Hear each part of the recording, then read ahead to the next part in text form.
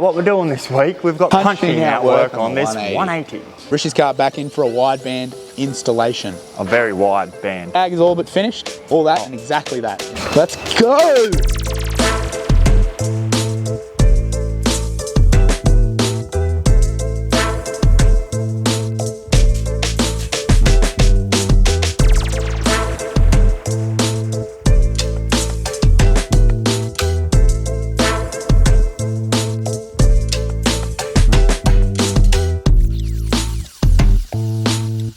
We made a start on the intercooler piping. We've got the intercooler mounted on Tyson's Type X SR20 God's motor anyway. So yeah, pretty much got the hot side tacked up.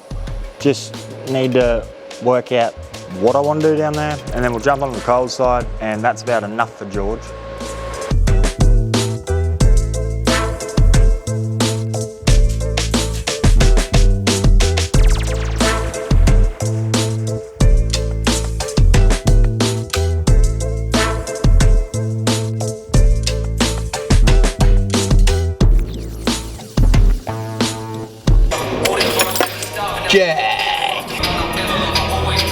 Jack.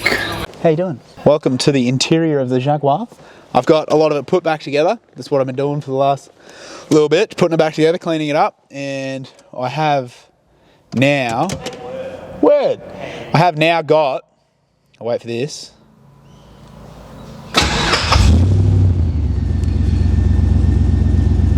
Once it comes up, it's a little, you just got to wait a little bit. There you go. So we have the power tune dash hooked up. I've got coolant temp.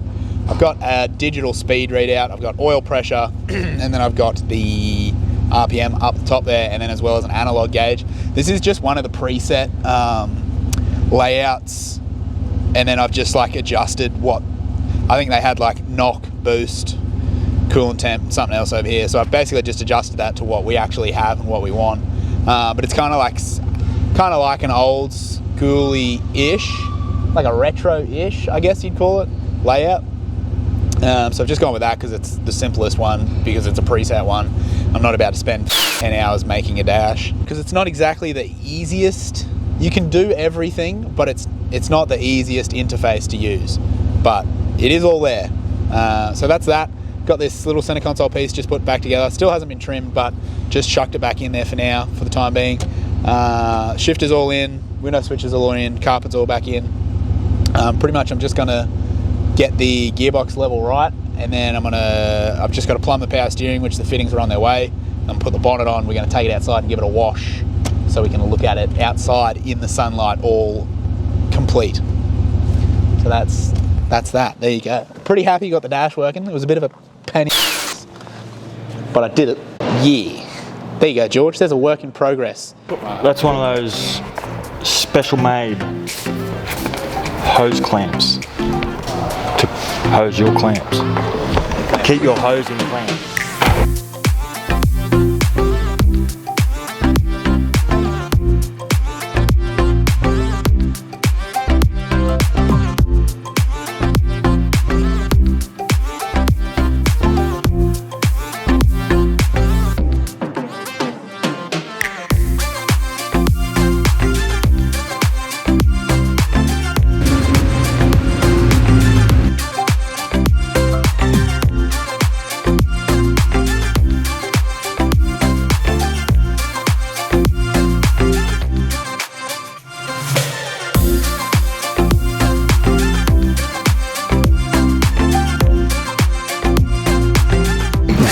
George. If you want to see more of my messes, consider subscribing to our OnlyFans.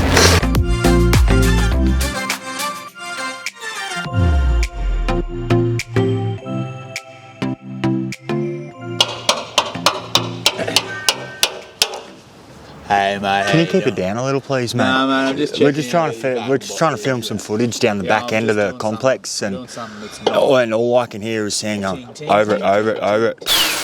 Roll. They're gone then.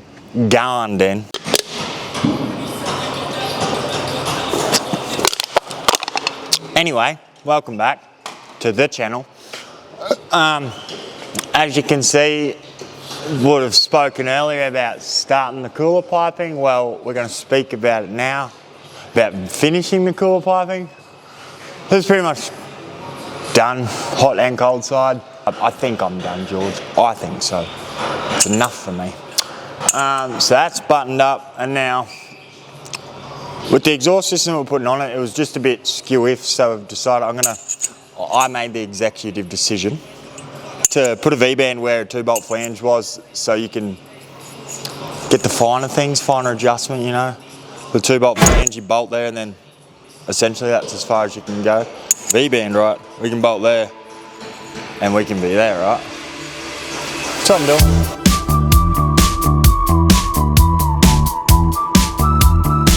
It's a very odd size, George. It's not 3-inch, but it's not 3.5. Won't go there.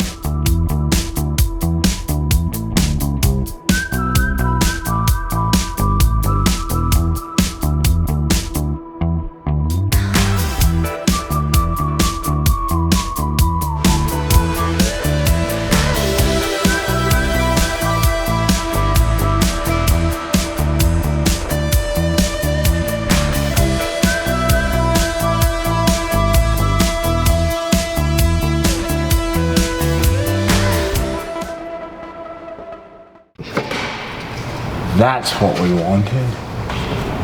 Poppin', jalopin'.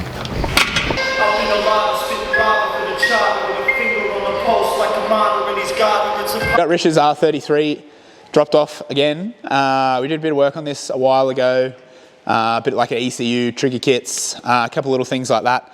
Since then he has done a few other things, but one of the most noteworthy ones is he's put an IC7 dash in it. So he's got the Haltech IC7. What he's done from there is, obviously if you've got the dash, you want the dash to display stuff. So it's displaying everything that it already could from the ECU, but because this is a plug and play harness, it was still using a lot of the factory sensors, which means that you couldn't display things like oil pressure on your IC7 dash. So he's dropped it off, wanted an oil pressure sensor wired in that the dash could actually read. So we've gone ahead, we put a Bosch 0 to 150 PSI pressure temp combo switch in it. So he'll have the option to put oil temperature on the dash as well if he wants that. And then on top of that, we've put in a Haltech wideband controller so that the ECU can also control the fueling via that wideband, and also so that it can be displayed on the dash as well. Pretty simple Haltech stuff. It's pretty simple to actually use, so it's a nice simple install. And those Bosch sensors from Siltech are really nice as well. They're just a simple pin out. That's it.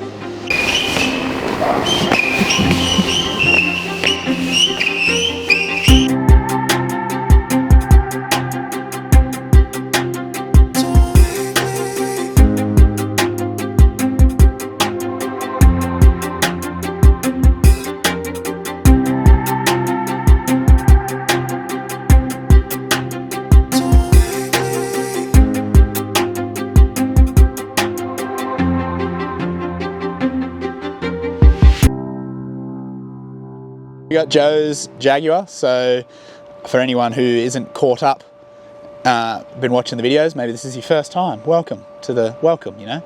So this is a XJS Jaguar, originally came with a V12. When Joe got it, it had a 5-litre iron block Commodore engine in it, and then he brought it to us and we were putting an LS1 in it, and then things progressed and now it's got a Turbo LS, Turbo 400 gearbox, the whole package. So bog standard LS1 engine. We got a GT45 turbo, built Turbo 400 box, rated from around 800 horsepower, B&M ratchet shifter inside, and then we've got the power tune digital dash displaying everything that the ECU is seeing. And in the back we've got a custom fuel cell and surge tank with twin pumps feeding all the fuel that the engine's ever going to need. Went to Astra Power Steering. Because of the turbo location, we had to go to the Astra Power Steering, so it's got electric power steering as well. It's pretty much ready to hit the streets, except for a tune. So Mick's pretty good at what he does. He has put a tune that I almost guarantee would be perfect in it already, but we do just want to bolt it up to the dyno and double check the AFRs, and we do want to get a power reading out of this thing to see what it's actually making. We've got a 3 PSI spring in the gate at the moment. We're going to put that on the dyno, see if that creeps up to around 5 or 6 PSI. We'll leave it there, but we just wanted to stay nice and low. If it does only make that 3 pound, we'll probably switch it out and put the 5 pound spring in it, but that's all for a later date, I guess, isn't it? So that's not really important at all. Other than that, it's still a big comfy lounge chair.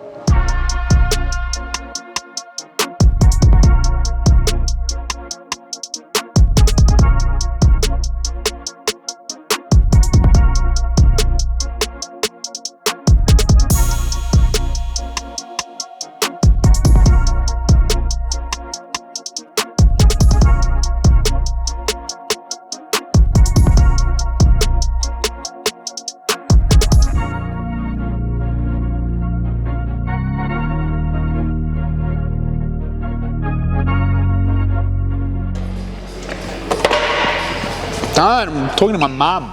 Yeah, we'll call her. Tell her I want to have you on. No. Why? Because I don't like you. You're dangerous. Bro.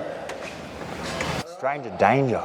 We got GHEEUP's gearbox on the bench, pulled apart, torn down, inspected for wear and tear items pulled down, that should be replaced.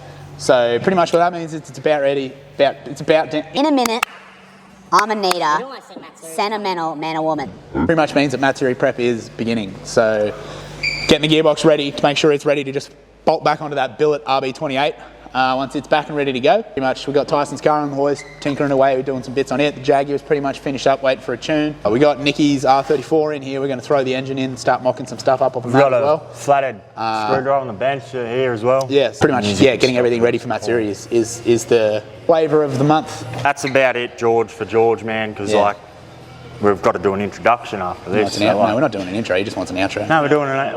We've got it. That's it, that's all we're doing. That is it. Thanks for watching the video, and consider subscribing and liking, and commenting and sharing. Buy some merch. Buy some merch, buy some shirts. Buy some skirts, whatever's on the site. Hooroo. Hooroo. Welcome back to the channel.